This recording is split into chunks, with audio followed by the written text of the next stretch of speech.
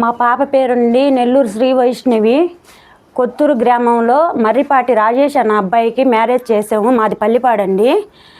కానీ అబ్బాయికి పెళ్లి చేసిన 5వ రోజు నుంచి అమ్మాయిని టార్చర్ చేయడం అనేది చాలా మానసికంగా లోపల చాలా ఒత్తిడిగా అమ్మాయిని చాలా ఇబ్బందిగా కలిగించాడు.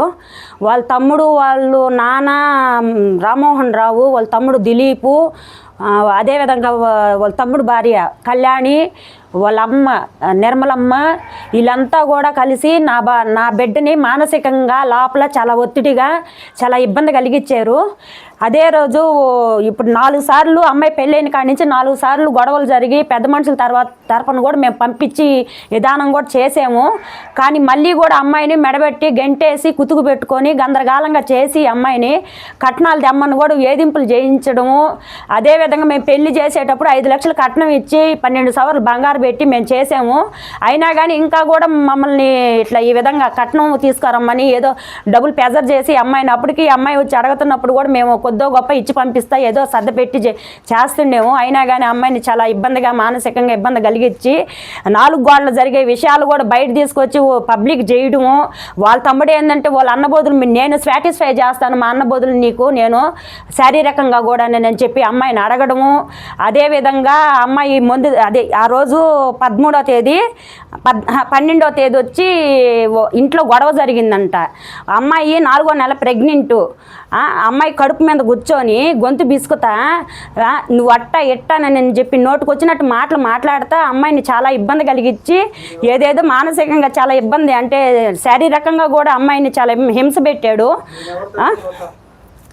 నేను ఎవరితైనా తిరుగుతాను, నేను ఎవరితైనా చేసుకుంటాను, నీకెందుకని చెప్పి అమ్మాయిని మాట్లాడడము, అమ్మాయిని చాలా చాలా ఇబ్బంది కలిగించాడు. అమ్మాయిని అంటే మెడబెట్టి గెంటడంతో అమ్మాయి ఆ రోజు ఉదయాన్న కాలేజీకి అని చెప్పి వెళ్ళిపోవడము.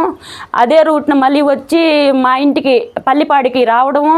మేమేదో పొలాల్లో పనులు చేసుకుంటా మేము మందులు కొట్టుకునేదానికి తెచ్చి ఆడ పెట్టుంటే అమ్మాయి ఆ మందు గడ్డి మందు ఏదో తీసుకొని తాగేసిందంట. 13వ తేదీ అమ్మాయి మన ఇంటికి వస్తే 14వ తేదీ మధ్యాహ్నం 12 గంటలకు తాగి రాత్రి 8:30 కల్లా మాకు చెప్పింది. ఆ టైంలో మేము నారాయణ హాస్పిటల్కి వేసుకోబోతే వాళ్ళ తమ్ముడు దిలీప్ వచ్చి అమ్మాయి తాగలేదు వ్యాక్సిన్ చేస్తుందని నేను చెప్పి అమ్మాయి ముందరే మాట్లాడతాడంట. వాడు వచ్చి అదేవిధంగా రాజేష్ అనేవాడు వాడు వచ్చి అట్నే మాట్లాడతాడంట. వాళ్ళ అమ్మ వాళ్ళ నాన్నోళ్ళకి ఏం పట్టినట్టుకు పెద్ద ఇదిలో అంటే అమ్మాయి యాక్షన్ చేస్తాం, మాకు డబ్బు అంత ఎక్కువైపోయి మేము యాక్షన్ చేస్తున్నాం. ఆ విధంగా నాకు నా బిడ్డకి న్యాయం చేసే విధంగా ఎవరు కూడా పట్టించుకునే విధంగా ఈరోజు నా బిడ్డ చనిపోయినా కూడా ఒక ఈడియో వాళ్ళని కానీ ఎవరిని ఒక పేపర్ వాళ్ళని కానీ పోలీసు వాళ్ళు స్ట్రైక్ మీద తీసుకున్నారే కానీ మేము వేస్తామని అన్నారే కానీ ఇప్పుడు కూడా ఈ రోజుకి కూడా పేపర్లో ఒక పబ్లిసిటీ అనేది చేయడం కూడా ఇప్పటికి ఈ రోజుకి లేదు. అదే వాళ్ళ నలుగురు వాళ్ళ అబ్బని వాళ్ళ నాన్నని వాళ్ళ తమ్ముడి భార్యని సేవ్ చేసేసి ఈ నొక్కని స్టేషన్లో పెట్టి వీడికి రాజభోగంగా జరుగుతున్న స్టేషన్లో ఒక సీఎం కదా ప్రొటెక్షన్లో వచ్చినట్టు వస్తున్నాడు. అమ్మాయికి కర్మ చేసే దానికి కూడా మేమెందుకు చేస్తామో తీసుకొని వాళ్ళ ఇంటికి పోమని చెప్పని నేను మాట్లాడుతున్నాడు. మా వాళ్ళు పెద్ద మనుషులు అడిగితే అప్పుడు ఏదో బెదిరించి చేస్తే అప్పుడు తీసుకురావడం, ఆయన ఒక హోమ్ మినిస్టర్ వచ్చినట్టు తీసుకొస్తున్నారు ఈ పోలీసులు అంతా కలుసుకొని. మిగతా వాళ్ళకి ఎందుకు శిక్ష పడడం లేదు? వాళ్ళందరినీ అంత సేవ్ చేసే వాళ్ళు ఎవరు? ఆయన మండల అధ్యక్షుడు అంట. ఆయన ఎంతవరకు ఆయనకేం పిల్లకాయలు లేరా? ఆయనకేం ఆడపిల్లకాయలు లేరా? ఆయనకేం బాధలు లేవా? అదే నా బిడ్డకు జరిగినట్టు ఆయన జరగకుండా పోతాయి అనుకుంటున్నాడా? ఎట్ట చేస్తాడు ఆయన? వాళ్ళని ఎట్ట సేవ్ చేస్తాడు? రాజకీయ పరంగా చేసి వాళ్ళంతా వాళ్ళ ఫ్యామిలీలు అంతానే సేవ్ చేసుకొని ఆ విధంగా చేస్తున్నారు సార్.